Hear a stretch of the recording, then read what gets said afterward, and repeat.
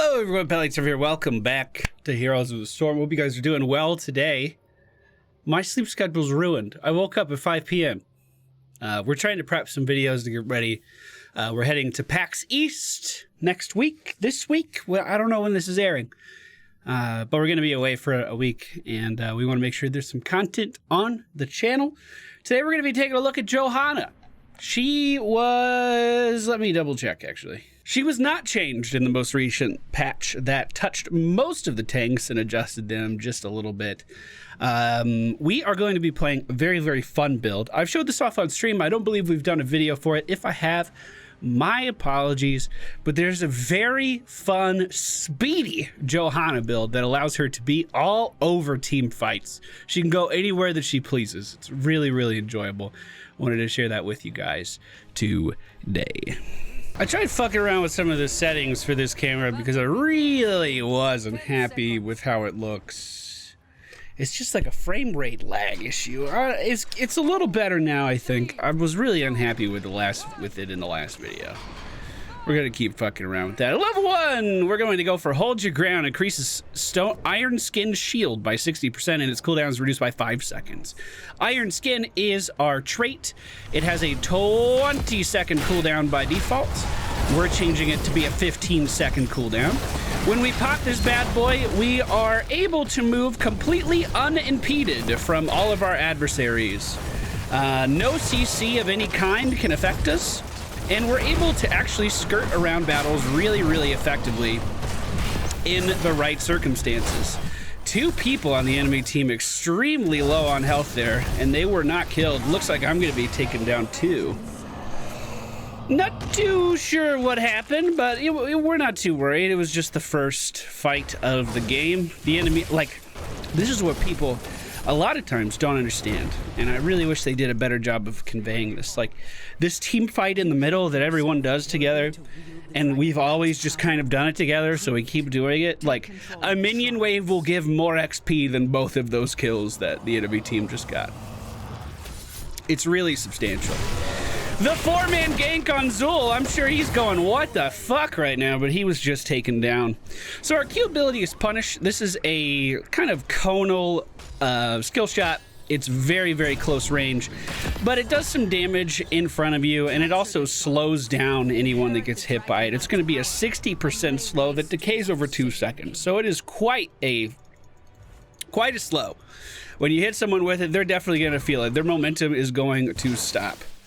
Our W ability, and this is going to be a very big part of what we're trying to do today, is Condemn. And Condemn is going to allow us to suck up a bunch of enemies in an area and group them up together. Now, Johanna is fantastic at lane clear, especially when she has a team with her, because of Condemn.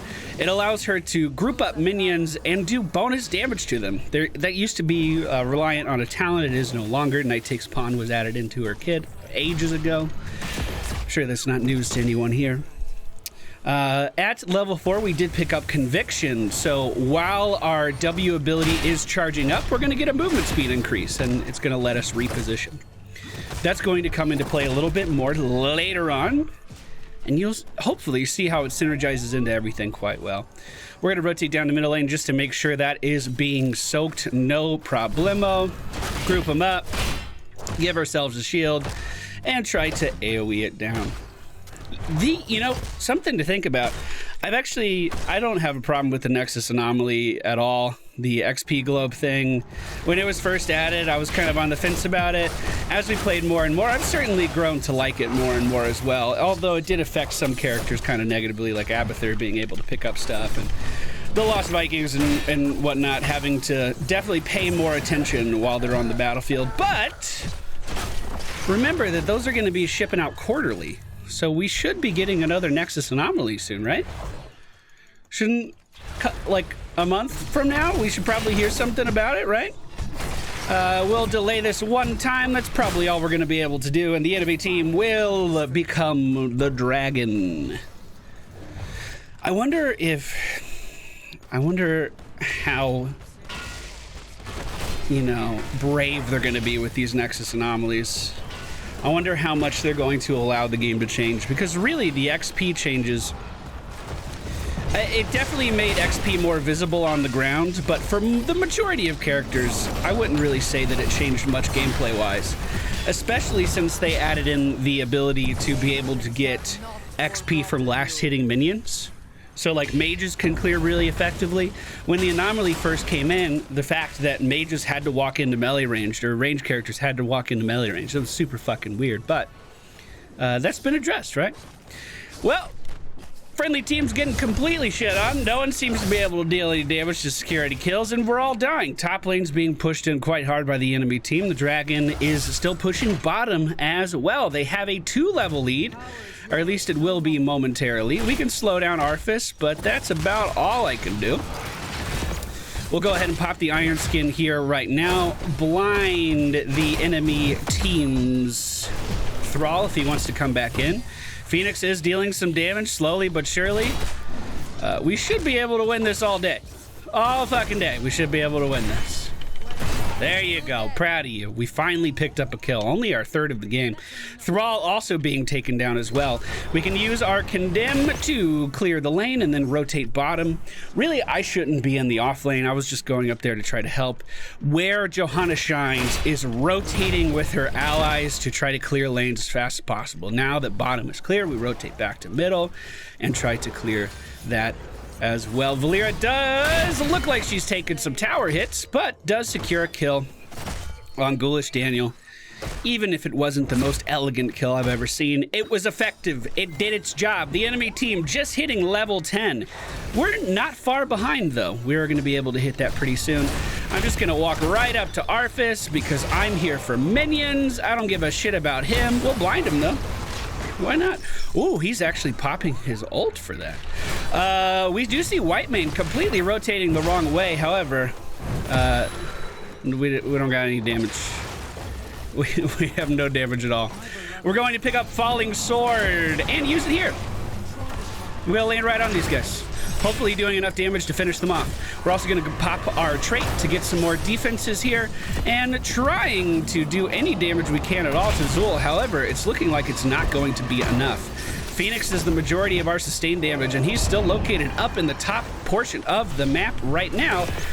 So it's making our jobs a little difficult. We're going to go ahead and pop our Iron Skin one more time, blind these guys as we continue to back away, and unfortunately lose our team again. Phoenix, I mean, what do? Send Valeera to the off lane? Like, we need him in team comps, but we also need XP. I'm going to try to channel this really quickly. I have no illusion that it's actually going to be effective. I accidentally moved Arthas to the wrong side of me there. Don't worry, we have the Falling Sword. Now, for most builds for Johanna, you would find yourself picking up the stun to help control the area. However, we're all about mobility and maneuverability with this particular setup, so Falling Sword is going to give us the most bang for our buck. Just gonna cast a Conviction here and try to control these guys just a little bit. We do see the army of the dead coming out from Arthas, tanking the minions here, trying to slow him down as he is chasing after our Kel'Thuzad. He's gonna be just fine. I don't believe the enemy team actually got the objective, which is nuts. I felt like they had a long time there. Now, Falling Sword does only have a 50-second cooldown. If we were to go for Blessed Shield, I believe that's a very low cooldown as well. Yeah, 60 seconds. So no matter what you pick with Johanna, your ult is going to be pretty much available for every fight. So don't feel like you can't use it. Every minute at the latest, that thing's going to be popping up. Zul was pushing the middle lane. We'll just try to clear this out really fast. Bring these guys into the death and decay if we can. Bottom lane, looks like the enemy team is still pushing that pretty heavily. We might Falling Sword on top of that, depending on what our team is looking like doing. We do see Zul fighting our Kel'Thuzad one-on-one. We'll just jump in and take over this objective using our Falling Sword to initiate. Probably a little overkill, but like I said, it has basically no cooldown. Now we're going to pick up Holy Fury. This is when our damage is going to start to come into play a little bit. Holy Fury deals passive damage around us. This is the 20 damage a second to this minion, to these mercenaries that we're doing here. However, if we condemn a hero, that damage is going to increase a lot. So let's give ourselves a boost, catch up to Zul. And now you can see we're critting for 28. I believe each hero that we hit increases the damage of the condemn. So if we can get into these team fights, get in aggressive positions, which shouldn't be that hard to do with this much movement speed, and just pop off condemn after condemn after condemn, we're going to be able to control these guys pretty well. At level 7, we went for Blessed Momentum, which is going to give us cooldown reduction on all of our basic abilities. This does not include our trait. Going to go ahead and use Falling Sword here onto the enemy team's Thrall, condemning him here as well. We're going to pop my iron skin thing, whatever it's called. Punish one more time. God, we don't have any damage. Woo! The enemy team pretty hunkered down in middle here. I'll try to slow Thrall one more time. Great combo from Kel'Thuzad is going to set us up beautifully there. That was some really good burst. How's this quest coming along? It looks like he is finished. Just finished the quest. In fact, just finished the quest. We can fuck around down here. We certainly can't push an Arthas off of this or anything, but we can stand still for a while. He is going to be initiated on by our Valera and slowly pushed out of here. Uther rotating down as well with a stun. Gotta really miss having the health regen that certain builds can offer. But that's okay. Hitting 2 people there allowed us to tick this passive damage around us for 39. So you can see how that really starts to add up. And the idea is so we're gonna be able to get away from this no problem. Like, not even worried a little bit they're wasting their time, and I'm okay with them wasting their time. Like, we're gonna be A-okay, dude. A-okay, dude, nothing to worry about. We're gonna go for Fanaticism. Damage taken during Iron Skin is going to increase our movement speed one more time. I guess everyone's coming over here to fight Arthas during the dragon? You don't want to push with the dragon? We haven't done any pushing with the dragon. Oh, God. And here I thought I was doing my team a favor by pulling him way out of the way and distracting him. We are pushing bottom, which is the lane you want to push at the end of the day. Let's try to get our convection or condemn on 2 people. I think keep calling it the wrong thing. My bad. We'll go ahead and pop our skin just to mitigate some damage there. I'm going to go ahead and Falling Sword. We're going to cast that Falling Sword right on Whitemane. Get the condemn up to get in front of her. Now slow her down with the punish. And we should just be able to sit here and body block her in those tight little spots. If the team wants to continue to move in here, which I am all for, we can move in and condemn the enemy team's Gul'dan. However, looks like everyone stopped pushing in right then. The chains coming out from our Kel'Thuzad aren't going to quite connect with anything. 2, 1, we can shield. We got the Divine Shield as well. Thank you very much. We'll slow down Arthas with the punish and help the friendly team secure that kill. And after that, we're just going to go head back to the base. Now, with Fanaticism, while increases the duration of Iron Skin by 2 seconds, so we have a 6-second Iron Skin now. While Iron Skin is active, Johanna gains 8% movement speed each time she takes damage, up to 40%. With our Conviction, movement speed is increased by 20% while Condemn is up. If we go ahead and hit the character sheet here, you can see that while we're on a mount, this is our movement speed here, we're at 130%. Once we get off the mount, we go down to base of 100. Now, this is without anyone dealing damage to me. We're basically at mount speed, 125%.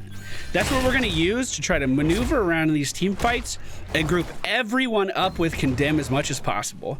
That's going to get everyone nice and grouped for our team to damage them, but it's also going to increase our passive damage that we're dealing as well. Here's a slow on Thrall as he was caught out. That's the easiest kill of our lives. He way overextended there. We should be rotating back down to bottom lane. Whoa, we can get a pick here. I went ahead and popped both of my movement speed modifiers there because I wanted to catch up to Gul'dan as fast as possible. It looks like they are going to be able to get to safety, but we're just going to turn back around with another Condemn into a Punish, dealing 46 damage every second around us to everyone in the area. And as you can see, that's actually starting to pay off. We've done 28,000 hero damage. We're on par with most members of our team here. And we're Johanna. We're a very defensive character. So we're increasing our offensive capabilities just by playing defensively. We do see him rotating down. We're going to go ahead and pop both of our movement speed increases again. We're dealing that damage all around us right now. And we're going to try to stay right on top of Ghoulish Daniel, interrupt his drain life, auto-attack him down, and that's going to be a pretty fucking easy kill. We can now Falling Sword back onto our team and start to peel for our squishies, dealing that damage around us constantly, and then popping our Iron Skin to try to stay within range of the enemy team's Arthas as he's running away. Unfortunately, it looks like I bit off a little bit more than I can chew. The Earthquake is dealing damage, but not too much damage that I don't think I can live through it. Uther going down. That's less than ideal. Where's Phoenix? He died to something.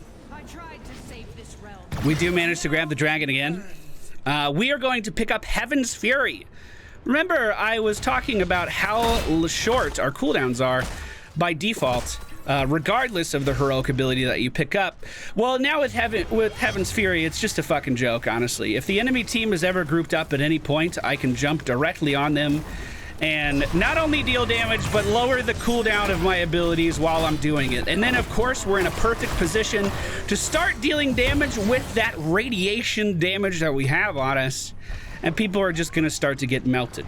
Now, how Heaven's Fury works at level 20 is every second you're in the air, you're going to be dealing lightning damage to enemies that are underneath you. And every time you zap someone with that lightning damage, it's going to lower the cooldown of your heroic ability. So this is really all about spamming abilities as much as possible. We have multiple levels of cooldown reduction built into every facet of the kit. Everything that we're doing is being cooldown reduced in some way. Well, what are you doing? If he's gonna focus me, he's in for a bad time. We can reinitiate with the Falling Sword right back on this team. We weren't actually afraid at any point. We were just kiting backwards to move them out of position and then reinitiating. It's fucking beautiful, dude. We're gonna go in on this Ghoulish Daniel here, secure that kill with the friendly team, and with 3 members of the enemy team still dead, we're moving in to take down the middle keep. Nicely done. Nicely done. Do we have another combo happening here? Pretty close. We'll go ahead and become unstoppable just to reposition a little bit. That's a really big staggered death from the enemy team's Thrall. Not very likely that the enemy team is going to be able to come back from this one. Phoenix feeling aggressive. I think we're just going to hit our ultimate and zap the core, try to deal a little bit more damage with it. Look how much CDR we got from that. We can cast our ult again in just 7 fucking seconds. Not too shabby at all. Now, are there more survivable builds for Johanna? Yes. Is Johanna meant to be the tank that survives through everything? Yes. But that doesn't mean you still can't have some fun with some fucking movement speed and some just AoE damage really fucking easy, dude. It's easy peasy.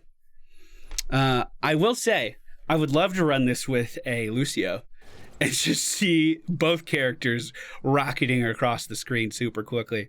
So there are the stats for the game. We also, our talents here, the ones we picked up: Hold Your Ground, Conviction, Blessed Momentum, Falling Sword, Holy Fury, Fanaticism, and Heaven's Fury. Really, really fun character. Our damage was a little lackluster at the beginning of the game, not only for us, but for our team. But as the game ramped up, we did great. Great, I stayed alive 1% more of the game. Awesome. Well, whew, it's good to know. What did I do wrong, though? That's what I want to know. Thank you guys for watching. Hope you enjoyed. I'll see you again next time. Goodbye.